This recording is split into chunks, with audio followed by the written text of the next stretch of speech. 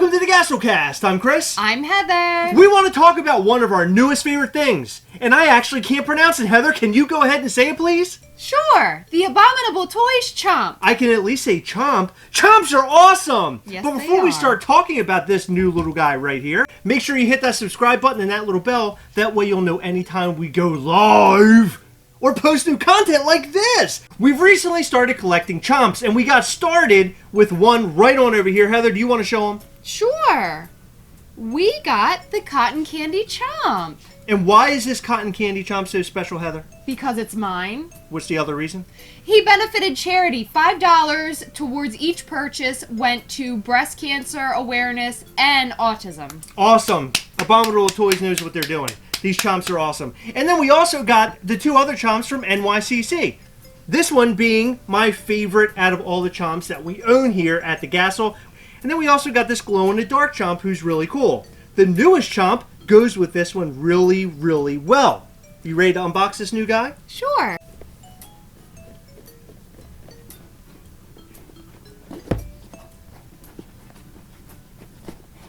How long is this going to take? You gotta be careful. Can I tell you something about him? Yeah. He stinks. He does? Mm-hmm. Oh my god, yeah. Oh my god, yeah. I think I'm high. Oh, yeah, he does stink. Well, I'd never noticed that they had a bad smell like that before. This guy was really hard to get because he sold out in under 1 second. It seemed like under 1 second. And that's because he was eaten up by a bunch of bots. And because he was very limited. He was limited to 400 pieces. 400 pieces. And what they also dropped on the same day was a little pin. And they dropped the pin moments before they dropped this guy. So it was pretty much a free-for-all. You were going to get either both, if you were really lucky, or a bot, or you could get one or the other. Of course, I went after the Chomp because I wanted him to go with the other Chomps. Yeah. But they sold out. Heather and I were very upset over all this, and most of the community was upset too to see that everything was eaten up by bots. But what did this toy company do, Heather? Let them know. Oh man, you guys are not going to believe it. They went in and searched for all the duplicate orders, canceled all those, and gave us real people, real collectors, the opportunity to get the Chomp and pin. And that was awesome. It was and so awesome. How did they do it? Do you want to tell them how they did this? They did it over Instagram. They put a post up and said something, reply to our story with the name you would place an order for a Chomp under if you did not get a Chomp and wanted a Chomp. And we will randomly send the people who reply to the story a password to go on our website and order the Chomp. If you went onto the website, you typed in that password, you had a chance at buying both items. Yes. And it was only to a select number of people. Mm-hmm. And that made everybody happy and rejoice. And it made all the botters probably very upset. Well, that's their fault. Exactly. I love the fact that he goes really well with our New York Comic Con skeleton Chomp as well. I think they're boyfriend and girlfriend. They look like boyfriend and girlfriend. Or maybe girlfriend and girlfriend, or boyfriend and boyfriend. I do still love the blue one the most, and I will tell you, that's because it glows in the dark. I love the glow-in-the-dark feature. We are big on the glow-in-the-dark features around here. If you love glow-in-the-dark, you should go and watch our video about Funko Pops that glow in the dark. You can actually hit the tab up in the corner right now and go watch that. We tested many of the glow-in-the-dark Funko Pops that we own to see who glows the longest and the brightest. It's a really neat video, so you should check it out.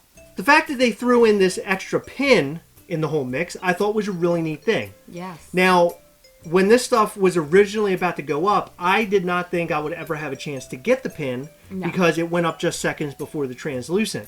Well, because of all the bots, they were giving you the option to buy the package with the pin and the Chomp. I thought that was great. Mm-hmm. So this time around, we have chance at both of these things. Next time, who knows? I hope that they learn something from this past drop.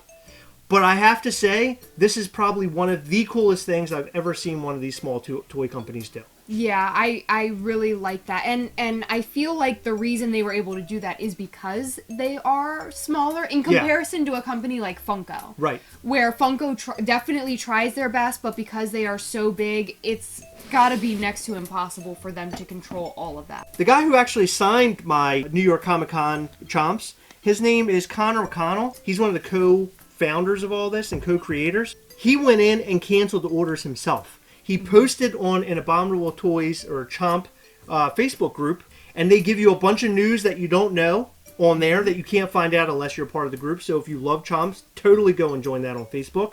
But Connor himself, I met him at New York Comic Con, and I thought it was so cool that he made a post and he's like, hey, I'm going through all the orders, I'm canceling the duplications.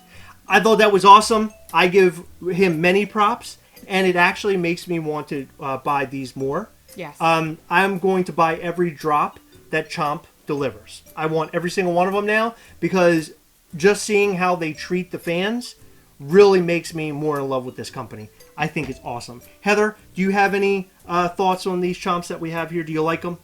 I love them. However, what I'm going to say is if Chomps ever become as big as Funko and they start mass producing things and dropping like 75 plus drops during cons, Yeah. I will divorce you if you decide to spend all of our money on all 75 per con drops. I promise I will not do that. And the fact that this company is focusing and honing in on one character. They have Chomp and Chomper. And I noticed Chomper is like on stickers and pins and things. Mm-hmm. But the Chomp character is in this vinyl form. Maybe in the future they'll make more characters. But so far, I love this character, and I want him in all different fashions and forms and types. The fact that they were able to make a Statue of Liberty out of this guy blows my mind, and it opens the door to so many things that they could do in the future. Yeah. And it gets me really, really excited. They could do all cities. What? What do you think they would do for Baltimore? You know what? We probably don't want to know. A rat one, because that is Baltimore's known for the rats. Remember we saw one. We did. Yeah, it was as big as a house. It really was like as big as a cat. It was huge. A small cat. Yeah, it was disgusting. Yeah, you know what? Now that we think about it, don't make one about Baltimore. Yeah, don't do that. Guys, what do you think about Chomps? Do you like them? Do you love them? Do you hate them? What are your thoughts? We would love to know in the comment section below. And also, I'd love to know, were you able to get your hands on this Tranlucent guy right here? Did you want him? Were you able to take advantage of what we were able to take advantage of on Instagram? We would totally love to know. Guys, remember as always, we hunt together, yes! We'll catch you next time! Bye!